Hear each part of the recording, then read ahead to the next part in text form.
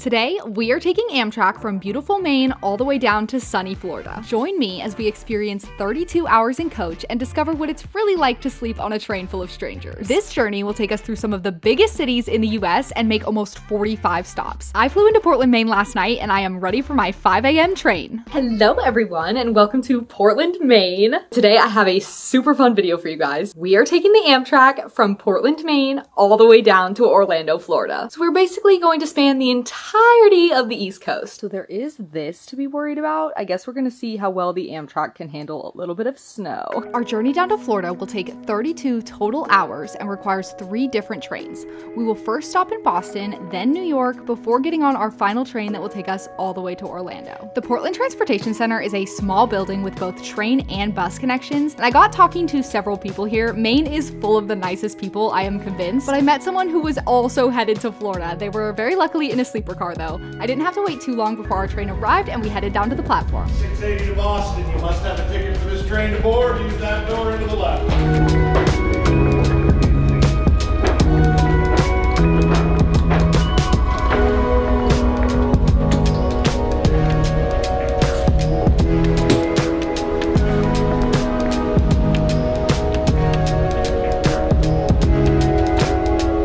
So excited to be back on Amtrak after almost 10 years, and I chose a seat that I thought faced forward because of the way the train came into the station, but I quickly realized I was facing backwards.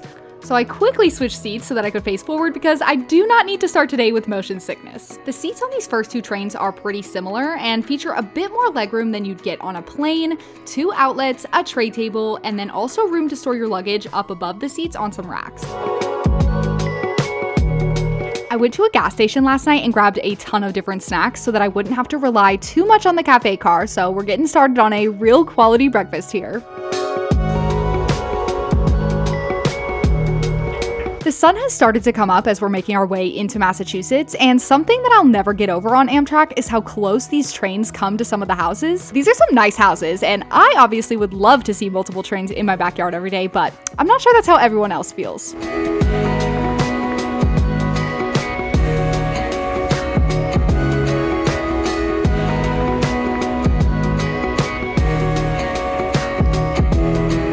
As we're getting closer to Boston, I've started noticing a lot of different snow removal equipment, and I'm really hoping this snowstorm is not going to affect my journey because I only have an hour and a half in both Boston and New York. I've started to also see some T trains, so I know that we must be getting close.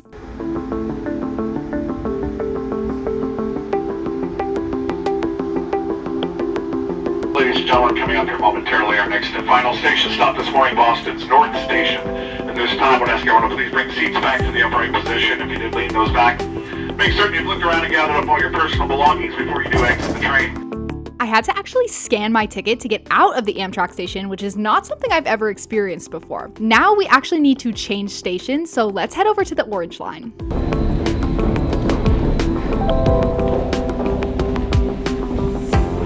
I kept inserting my card and getting an error, so I had a little bit of stress getting this ticket, but once I used a card that had tap, it worked. So that's my tip for you. Let's go get on the T.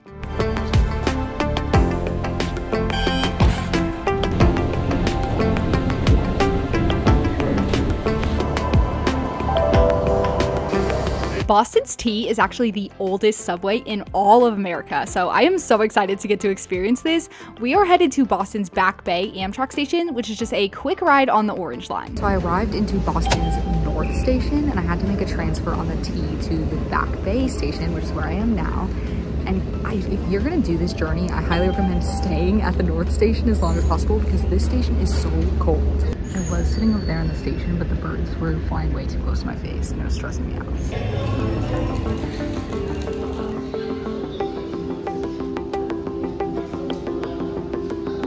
They have a couple of food places like this Dunkin', and they also have a little juice bar over there. I really can't wait for my train to be here. I'm freezing. I am, like I said, a little nervous about this storm. We have to go down to New York now, and I'm just hoping that stays on time because I only have an hour and a half in New York.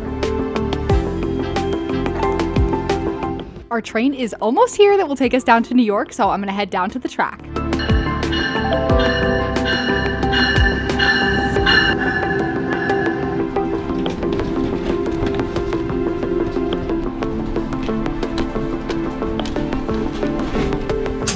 made it onto train number 2. This is a little bit longer of a ride. It's like 4 hours and we're already leaving.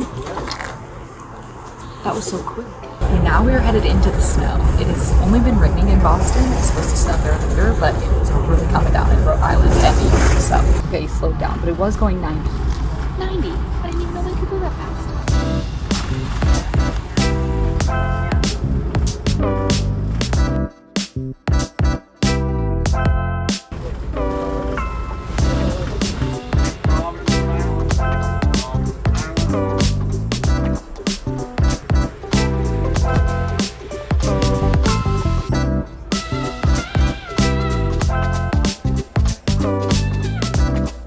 Now we have really gotten into the snow, and it does seem to be delaying us just a little bit, but again, I do have some time, so I'm not too stressed yet.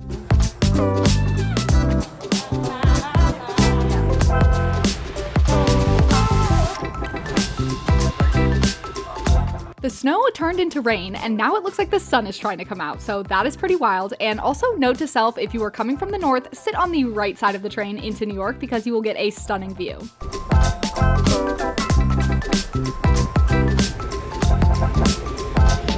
I am so excited to see New York's Moynihan train hall. I haven't seen it before and it looks gorgeous online, so let's go.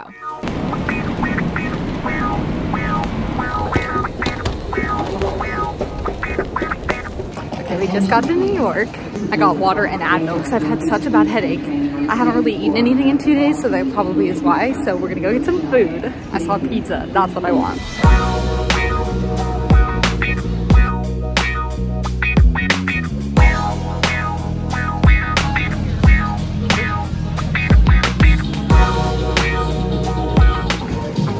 This is so good. Now we're gonna go see if we can see the Empire State Building because you can see it on Google Maps. So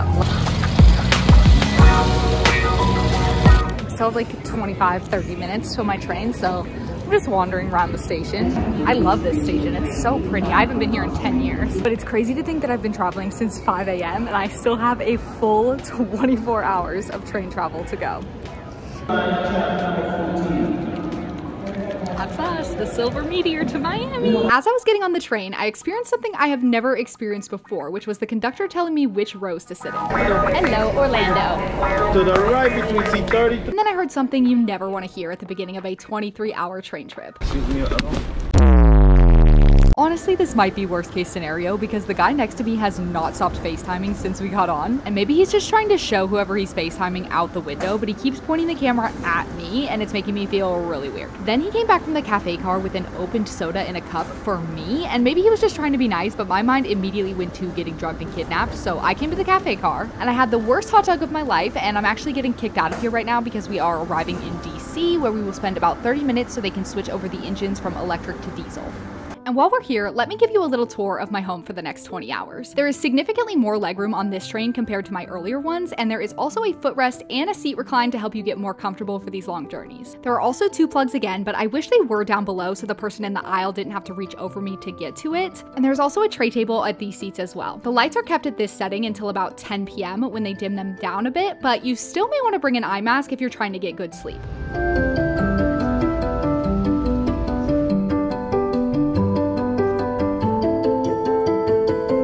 Bathrooms in these cars are fine. I would say not much better than an airplane bathroom, but a bit bigger. I am gonna try to get some sleep now. We'll see how this goes. Well, maybe never mind, because the lovely man next to me has not stopped FaceTiming, despite the man next to us yelling in his face that it is quiet hour. This is gonna be a long night.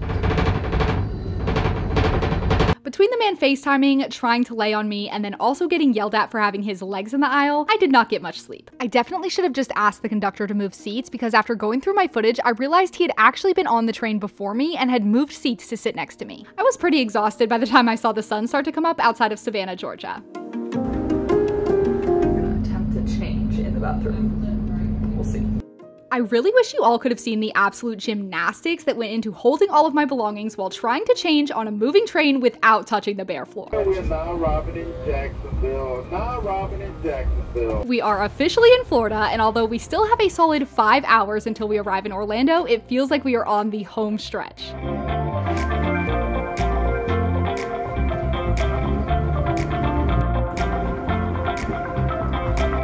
Right now we are passing the Sanford train station, which is where the auto train comes in, and you can see people unloading their cars. Also, I should note that we are about 30-45 minutes behind right now. These trains are often delayed, so keep that in mind when booking things after the train.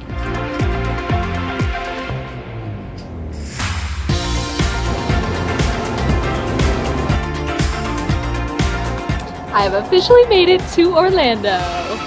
32 hours later. I'm not gonna lie to you guys, that was rough. That was rough. The first half of my journey, like getting to New York City, was really fun, and I really didn't have any issues with that. But the second half, not good. So I had a seatmate the entire way, which was the only part of the journey that I had a seatmate for, and arguably the worst part. He was on the phone, FaceTiming people the whole time, blasting Instagram, like.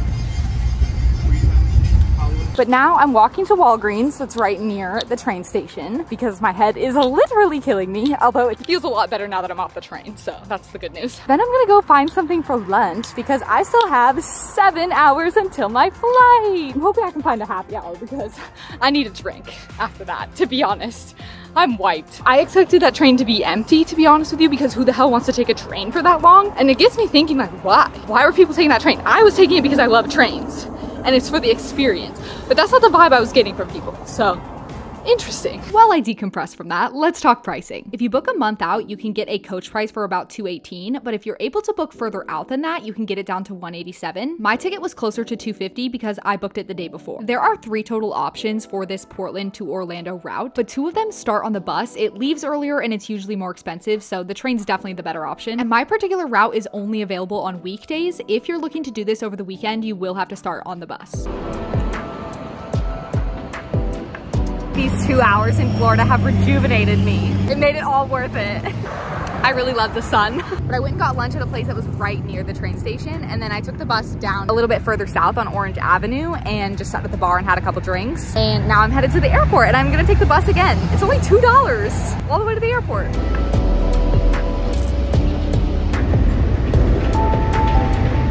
Well, I'm gonna go through security and get on my flight home. Thank you guys so much for watching this video. I hope you enjoyed. I am gonna go sleep for 3 days now. Bye.